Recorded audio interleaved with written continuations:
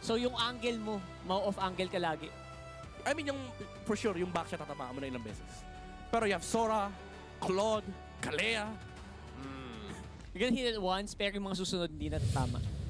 For the first 10 minutes, sobrang hirap ng trabaho ni Chico. Kailangan niyang daanin sa gentle. Kailangan niya siguraduhin na parang kailangan ng farm guys. Kaso nga lang, men, tatlo yung farman nila. Triple core. Setup for CG. Very expensive. Magastos, maluho. Ang draft na ito. Let's see, can CG hold on?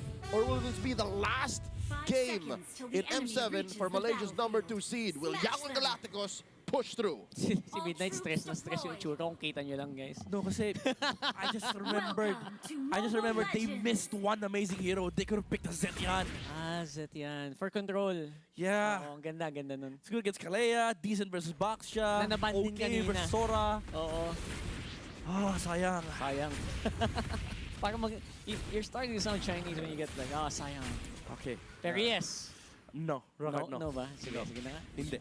O sige na, dito tayo sa ating game. So YG, one game away from eliminating CG Esports, the middle child of Malaysia. Itong CG Esports, hindi ko alam kung ano pang kailangan nilang gawin para just to get an advantage here. Akala ko naman maganda na yung draft sa kanila, or at least in the first half, no? Yeah. Pero biglang dumulas sa dulo, Midnight eh. I would say they have a chance here for CG Esports if they can control their game. If they stop the tempo from the Boxsha and the Sora plus Kalea combo, malaki chance sila. But ang pinakamalaking problema nila dito is yung first turtle. I don't think they can actually fight first turtle. Actually, I completely agree. Kasi yung Esme hindi kaya i-zone yung Boxsha. The Sora is really good against YSS. Kasi sa first few minutes of the game, mas maraming dash basically yung Sora. And Yeah. hindi ganun pa reliable yung only dash ng YSS. Kasi mabagal pa yung, mataas pa yung cooldown. And, you know, mabagal pa yung YSS basically sa early game. By the way, sa early game, sabi natin, si Valens lang yung taga-zone nila. Walang SB dyan sa sali. Kasi busy siya mag-cut. I mean, depends. But again, even if he joins, there's nothing to do in the game. Kasi ang season mo rito, maybe you zone up the Sora, pero either way, may bypass kasi yung Sora eh. Tsaka matagal pa yung burst damage nyo. So, Yeah. para saan yung zone nyo? Hindi naman kayo makakapatay. Well, if nauna dito si Valence, maybe he can actually slow down the Boxsha. But it doesn't pop out the Tortoise Presence for Han. So ang solution dito ng CG Esports is poke the Boxsha before everything starts. But now you have the Eve joining this turtle dance against CG Esports. And here comes Sora. Low HP sila halos lahat, however. And look at the post coming out from Ying. Here comes the revelation. And look at the Sora. Zoning Chico on the backside. And napatumba pa nila si Valence. Hinatak pa! Si Gary, walang traceless man. Pero napatumba naman si Han. That's a punish from CG Esports. But still, Yangon Galacticos getting so much. It's a 2-for-3 exchange. And the turtle. Stonks na stonks. Hindi na masama. 3-for-2. Yeah. 3-for-2 for Yangon Galacticos and the turtle. Yeah. All of that, those kills napunta pa kay Lina. Not gonna lie, low-key, itong Eve na to usually is like the biggest damage dealer in any composition na mapunta yung Eve. And I think hindi yan magiging iba dito sa game na to. Especially since Stitch will probably play later on. Pero nabigyan mo ng 2 kills early on yung si Lina. Yeah. Lina, hindi... Lina. Si Lina, yan. Hindi yung Selena. If po hero niya, hindi si Lina. Baka magkaano tayo dito eh. Baka magka-confusion eh. Siya, si Lina. Si space, Lina. So far, yun lang. Sasabi ko, like, that's already a good start. Napanood natin yung kanina, di ba? Yeah. Like, first 2 kills. When you give that to a primary damage dealer, masama ang resulta. Yeah, sobrang sama. Lalo ngayon, nagkakaroon pa ng spasyo yung Claude. Ito yung favorite ng Claude. Yung kapag hindi mo kailangan sumali sa early game, farm ka lang ng farm, clear ka lang clear ng wave, double lane, tapos tulak ng Torre, kuha ng shields. And against the Harith, I don't think they can actually survive late game. Even though may late game scaling sila on the side of CG Esports, I just think the late game is much faster for Yangon Galacticos. 100%. I feel like mas mabilis talaga, especially since pwede naman sila lumaban right after magamit yung torrent form netong Ano tong build na to? Justice Bolton Rush ba to from the Boxsha? That's good. Actually, that's good. Yes, it feels like it. Yes. Yeah, kasi yung tatlong damage dealers, attack speed heroes. Esme, Harith, Yisun Shin. Great against Yisun Shin, 100%. Yeah, and parang kami elegant gem basically. Parang ano nga yan no? 2-in-1 item, parang may Clock of Destiny in tank form na may attack speed reduction. So COD plus Dominance Ice. Tapos may passive pa yan, di ba? May Oo. passive pa yung back siya per hit. Uy! Oh! Valen with the kick. And ang ganda naman ng sipa niya. Si Ying na nakuha, hindi na nakapag-torrent form. That's gonna be a very massive win for sure. Stitch! Pero look at that. Si Stitch nasa likod. Blazing duet. Napakaaga. Si Han mabibigyan. Yeah, with a flicker. And parang nakaisa ang CG doon. Pero hindi ba yata tapos. Papasok pa naman sila. And they're still in the jungle. Yung turtle is still up for grabs. Yeah, good start from CG Esports. Actually, forcing the kick first mula kay Valens. Napatumba nila dito yung back siya. That would have been a massive win if Stitch didn't actually take out the jungler of CG Esports as well. And even though it looks like, again, the team fight was better for CG, they just took down a scaling hero. And Gary was a big target. Purify, however, forced dito mula kay Stitch. Good Zaman force mula kay Amzik. Ang ganda kasi ng early kill ni Valens. Yung early pick off na kay... Oh, walang katakot-takot pero turtle. Lumumunta pa rin naman sa YG. And now nagsila naghahabol. Chico again off angle. Hindi magamit masyado ang kanyang Cecilion. And that is gonna be 2 members down. And oh my goodness, this is so bad. RWM, yeah, 3. Yeah, 3 gonna go down pretty easily. Nasa harapan si Ying. This time kaya na niyang tangkihin kasama niya ang teammates niya. Yeah, they just forced the trade on top lane. CG Esports, they wanted to take the top tower against the Claude kasi alam nila wala pang gaanong damage dito si Stitch. But even though they got something better for Yangon Galacticos in the mid lane, they got Chiku, they got Ye3, and they burned some battle spells. Kompleto na yung Chastise Pauldron din dito ni Han. And Alright, sabay na cool. sabay sa Demon Hunter Balance. nitong si Stitch. Yung si Valen nasa harapan. Trying to get more. Pero this time wala siya masyadong DPS. So kailangan medyo kalmahan lang niya. Pag makasipa siya ng isa malayo, yung mga hitter na kailangan niya para ma-execute yung kill. Yeah, and now CG Esports, again, just constantly splitting up the map right now. Hindi nila kaya laruin yung mid lane prior, so they have to do something on the side lanes. Ang problema, medyo hindi rin naman nagbibigay ng spasyo dito yung Young Galacticos. They understand that this game, they clear mid and then they rotate the side lanes just to prevent these split plays na pwede manggaling mula kay Valens. Yeah. 100% split plays can be expected. Itemization. Ito na ata Radiant Armor. Radiant next. Armor na sisabi mo kanina. For sure. May Radiant na si Blink. I think papunta na rin ng Radiant Armor dito si Han. Oh, the jump. Mula dito kay Blink. Nahuli na si Valens. Unfortunately, no damage yet. It's just to prevent the Cho from actually kicking anybody. Pero malaking reasons yun kasi kita ng CG Esports, okay, walang ulti yung Kalea for the next turtle fight. Tsaka pag walang Cho, walang Way of the Dragon, no? Parang libreng-libre yung mapa kahit anong pwede gawin ng YG technically. Yeah. Pero di naman kinumit, so okay pa rin naman si Valens. Basically, they burned a Kalea ult for free. So now they get turtle position. Pero ayaw bitawan, men. Ayaw bitawan ni Valens dito si Blink. Stitch, 1v1 versus the Cho. Yan yung di niya kaya. Ayan. Yun ang medyo masakit na. And ang nakatakot dito, ang aga ding maka-item ni Stitch, di na agad siya laban kay Valens, frontline right half. And Han, go ahead and take that turtle pretty easily. Parang wala masyadong sagot yung CG dito, Midnight Limits yung turtle, men. Alam kasi nila malayo yung YSS na gamit din. Yung ulti mula dito kay Gary. They are gonna be able to take a tower though, so CG Esports doing a good job, honestly. Sa paggalaw dito sa mapa, nakakuha sila ng torre. Napipigilan nila yung pressure from Young Galacticos. But honestly, this is all well and good. And then you remember, Young Galacticos is the one scaling with the Claude. Tama. Matindi scaling ni Claude, pero look at that, Valen. Hindi na yata makatakas pa si Han. Nasa kanyang likuran. And ngayon, haharapan sila Amzik and sila Chico again. No zoner, no frontliner, and also, hindi sila tatagos sa armor nitong Baksha ni Han. Alam mo, it used to be a good matchup before, like Harith versus Baksha, kasi ang dami mong true damage versus Stardom Sight. But because now it has a longer cooldown, parang hindi ramdam ng Baksha. Parang kang kinikilite ng Harith, men. Parang, ouch! Okay, ouch! Patong-patong na din kasi yung passive eh. Tapos yung item, ang ganda pa ng itemization dito ni Han for Oy, sure. nagdash! Oh my God, it is a Thunder 4 for Ying. Okay. Medyo may konting fade away lang. And good fancy footwork galing kay Gary means makasurvive siya. Pero tatal na ni Jeffrey. And looks like mati-take down din niya. With the flip. There you go. That was sexy from Ying. Grabe yung angle break niya doon. Pero bulan nila may flicker mula kay Ye3. But that's a big resource, however. Kasi wala na siyang flicker eh. And it was a free kill for Ye3. But Ying manages to force the flicker from Ye3. This means the Esmeralda is going to be a lot weaker in the next fight. Yan, so yung next fight na yan, ang inaabangan ngayon ng CG. Again, habang tumatagal, obviously mas gumaganda ang laban dito ng CG just because sabi nga natin kanina, tatlo yung scaling heroes din nila. Yeah.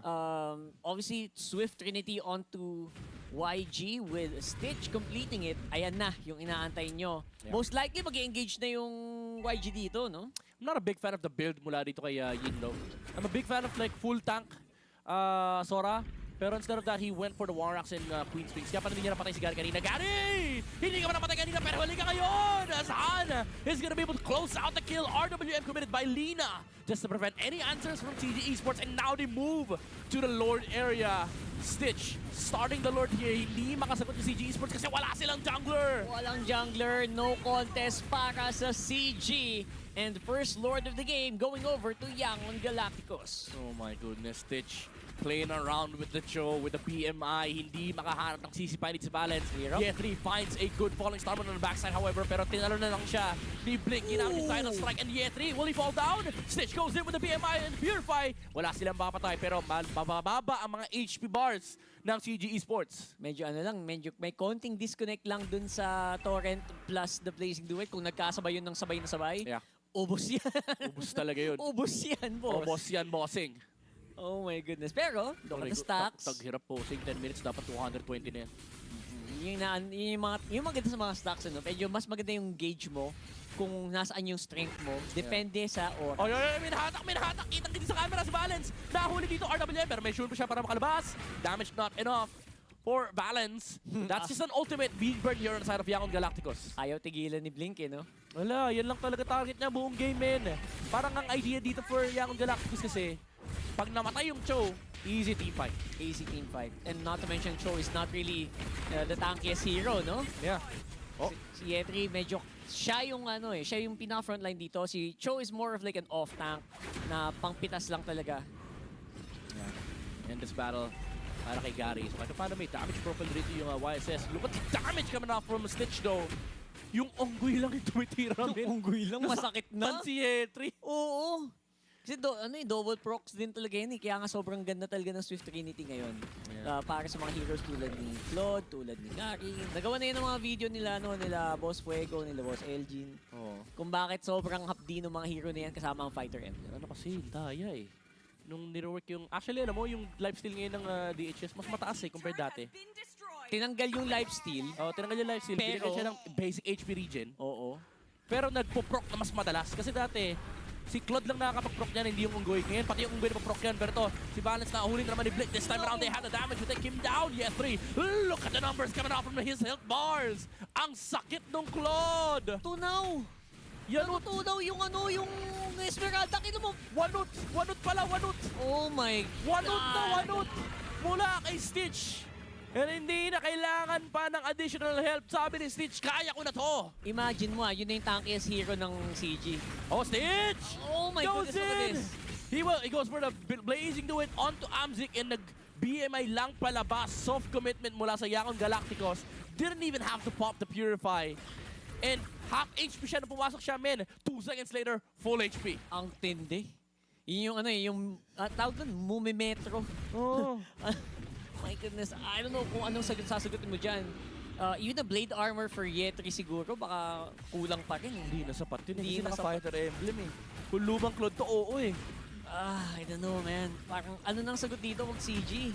Paano mo papasukin yun ngayon? Aray ko, libreng Lord na naman for Yangon Galacticos. The Myanmars definitely fighting for the knockout stage slot. Fighting for the dream of a nation. And CG Esports, under the pressure of the 0-1 loss, now they face their situation off the back of a 3.5k gold deficit and in front of a late game monster such as Stitch. Napaalala namin guys, possible last game na yan ng CG. Possible last draft na nila na pinili nilang gamitin yung Cecilion sa kanilang mid lane. Minibigay na yung purple kay Chico, men. Kailangan niya na ng unleash stack. Kailangan niya na ng mas maraming stack mula sa kanyang back feast.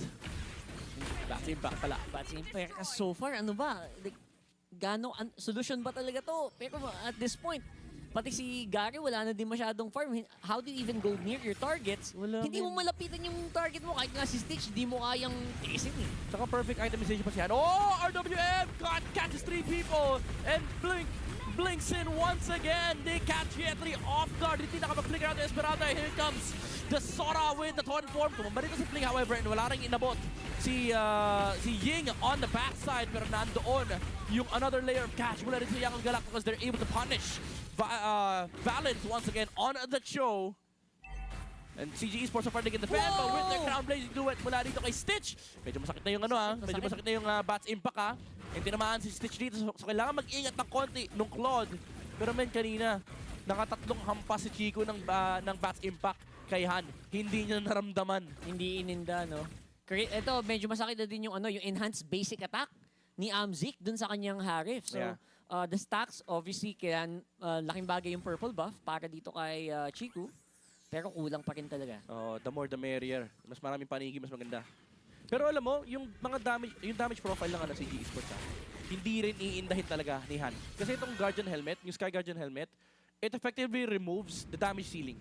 Kumbaga habang tumataas yung damage ng CG Esports, mas nagiging effective yung Sky Guardian Helmet. So I don't think he's gonna be worrying about Harriet, Sicilian, even the YSS. Kasi may damage mitigation once na lumagpas ng certain threshold yung damage dito ng CG Esports. So this Baxia wouldn't really care that much. Wala siyang paki, kahit makailang libong stack ka kay Sicilian, mas malaki yung nawawalang damage kapag nag-proc yung passive ng Guardian Helmet. True. Not to mention, may pangalawang chastise folder for Ying. So, I'm not sure kung magiging enough yung DPS dito nila Gary, nila Amzik as well. That's gonna affect you, slow you down. Papabagali yung mga basic attacks nyo. I guess ang kailangan mag-ingat dito si Stitch because of the fact na hindi na ganun ka-safe yung kanyang entry sa mga team fights. Kailangan niya nang gamitin yung Winter Crown, Ever Blazing Duet. Pwede ka na 2 hits, 3 hits. Yeah, pag tinamaan ka nung passive ng YSS sa Bat Impact, goodbye MLBB. Goodbye M7. Oh, goodbye M7. Di ba naman? Ay, may isa pa. Kung sakali. Pero nililikodan ni Valence, I think kitang-kita naman siya. Nahanap niya ang Lina! And kita mo naman, I think that might be a big problem here. They're getting overwhelmed! Ying on the backside with the Torn form! Controlling 3 heroes with the smashes, the mini stuns! Here comes the Blazing Duet! Corvallis with the guys up in a blink! With the jump into the front line, removes the Joe from the equation! And Gary finds the kill on to the Kalea! But with the ground, passive! Chico! Save CG Esports! Oh my goodness. Oh my God, ligtas sila nun. Now, si Ying at Han na lang ang buhay. Kay Chico talaga hindi mo sure. Baka sabi lang natin, Midnight, Stitch, iwas naman. Nag-winter crown siya sa harap ng Sicilian men. Sasaluhin ka lang yan, walang paki sa Winter Crown yan. Tatimingan ka ng isang Bats Impact. Actually, di ko alam bakit siya nag-winter crown. Ako din eh. May BMA siya. May PMI ka naman eh. Baka naka-cooldown. Baka. Pero mali talaga. Ito, may replay. May opening na yun eh. Ginigyan mo ng opening yung CG bigla. Ganda ng sipa mula kay Valence. He caught Perfect. Eve off guard. But disengaged from Ying, however. Look at this. Oh my goodness. Remove the follow-up. Walang katulong yung Harith. And then the Blazing Duet gets cancelled by Valence. Look at this knock-up. Insane movements coming up from both teams. Wala ata siyang BMI. Wala nga, oo. Nag-asim, nandoon yung Sanguine's Claw. Umabante, hindi nag-ingat. And it's a full reset for both sides. But this time around, they will have the Eve. And patay na, wala nang gold lead yung YG by the way. Yeah. Pero yun nga, may Eve sila. So nakakatakot pa rin. Nakakatakot pa rin, syempre. Items-wise, we should be in check this time. Habang tumatagal, 18 minutes on the clock, they start the... Valence! Oh my God, he catches! Blink off guard! Pero nabubuhay sila with the RWM mula kay Lina. Preventing the other members of CG Esports from going in. Lina with the control. It is gonna be a reset for both sides, however. Reset yan. Kahit ako, hindi ko ilalaban yan. Kahit feeling ko, advantage na ako. If I'm CG, I'm not gonna risk it. Hindi sila nag-reset. Ay, wait, hindi nag-reset yung YG. Sabi ni Stitch, naka-fighter emblem ako. Kaya ko i-sustain to. Oh, bitaw niya Lord. Okay, hahawakan ng YG yung Lord. Papasok Han ulit. looking for a pick-off. He catches Yetri here. Pero Esmeralda medyo mabigat na target yan. Pero they jump in. Look at Chica from the backside. Dealing so much damage with the back back for the entry. Comes in from Han with the help of the Blazing Duet. They take down the Baxia, however. Pero Yangon Galacticos securing the bigger picture, securing the bigger win with the Lord. Ang hirap din mag-focus kasi ginangat-ngat yung base nyo sa taas. So, kung ikaw CG, kahit ako hindi ako makatingin ng maayos sa mapa nun eh. May shot ko no base. Oh my God. Okay, CG though, not gonna say na wala silang nakuha doon. Yeah. Pero they lost the Lord. Malaking bagay yon that will lock them inside their base for the next few minutes. Yeah. But the question is for Yangon Galacticos, can they actually break the base of CG Esports? We've seen the power of the Blazing do it, pero ngayon medyo nare-repel siya ng mga paniki mula kay Chico. Sobrang hapde nung hampas ng isang Sicilian, especially with the Lightning Truncheon procs, no? Oo. Kasi lumalagpas ng 2,000 halos yan. Kasama naman sa usapan natin kanina yung Midnight, diba? Na pag scaling, tignan mo naman yung CG. Lahat yan, ang taas ng ceiling. Oo. Nakakatakot na talaga yung scaling ng Claude kanina, pero now, yung late game ay dumating na for CG Esports. So hindi 20 lang yung minutes. Claude yung malakas, pati si Chico malakas, pati si Amzik malakas. In fact, even si Gary malakas na ngayon. Masakit na yung hampas ng mga enhanced basic attack.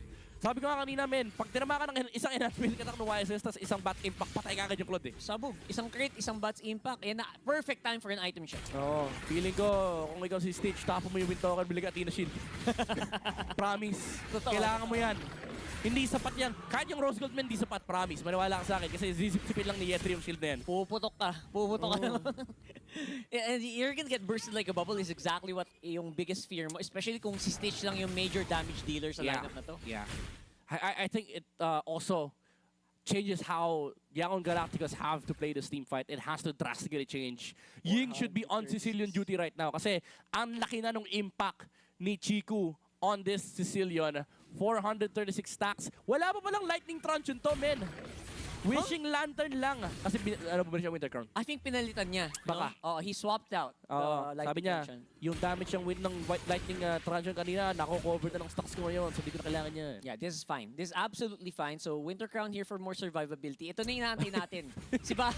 Bumili ng Athena, pre. Siyempre. Sabi niya, makunat ako. Pero good ramdam ko ng konti. Konti lang naman. Tama yun, tama yun. Konti lang naman, mga kaibigan. Yun ang tamang-tama mong gawin. Ngayon, magko-contest na tayo dito sa Lord. 21 minutes na to, guys. Ha? By the way, ang haba na ng game na to. Napakahaba na ng game na to. Eh makikita natin kung sino pinakamahabang PC, sino mas mahabang pasensya dito sa game na to. Especially with CG Esports constantly having to defend their base. Wala kasi yung inner turrets nila on the top side and bottom side. So Yangon Galacticos, they have all the time in the world to dictate this Lord Dance. Kahit na kita nyo naman sa graph natin, parang may lamang yung CG Esports ng gold. Hindi. Butas yung base nila. Oo. Ang dami lang kailangan trabahuhin. Malakas yung mga heroes nila, kaso ang problema yung ibang heroes nasa base. Yun ang problema. Paano mo gagamitin yung lamang mo kung So, nasa base naman yung kalaban? Technically, may gold lead pa rin yung Yangon Galacticos. Kasi imagine mo, kunwari, wala yung Harit, di ba? That's minus 10k. Oo. So plus 8k gold yung Yangon Galacticos. Eyes on the prize. Oh, han. Naabutan na lang din si Yeti. Look at the damage coming up from Stitch. Hindi sapat yung ako natin na Eldrada. Balance. Nangangarap sa likuran. Oy! Flicker out mula dito kay Yetri, pero hinabot siya ng Blazing Do It. Hinabot siya ng Thunder Form. Mula rin sa Sora. Bottom side, however, look at the push. Ito na ata ang Hail Mary play ng CG Esports. They wanna contest for the Lord. Pero sabi ng Yangon Galacticos, wala kaming pake. I-reset namin to. Go for the reset, walang problema. YG has all the time in the world. Kompleto yung membro nila. 44 seconds pa Hietri. And may wave na kailangan trabahuhin dun sa baba. Itong si Siku. Pure macro gameplay mula sa Yangon Galacticos. They reset the Lord in front of Balance right now. They are gonna be looking to fight, pero si Lina na naman yung nahuli ni Balance dito kaso walang follow-up. Look at the engage from Yangon Galacticos on the backside. Okay, Si Harit na masakit. Oh, with the ground mula dito kay Blink. Masakit na rin si Stitch. Napatumad na si Balance dito. RWN napilitan lumabas yung CG Esports. Blazing to win a crown. Dalawa sila nag-win the crown pero nasa gitna. Si Chico napapalibutan siya ng Burmese. Yangon Galacticos only needs to take one more and they finally get it. They get the wipeout and they get to advance to the knockout stage. Hindi na pitagal dito ng Yangon Galacticos. Myanmar is back in the knockouts.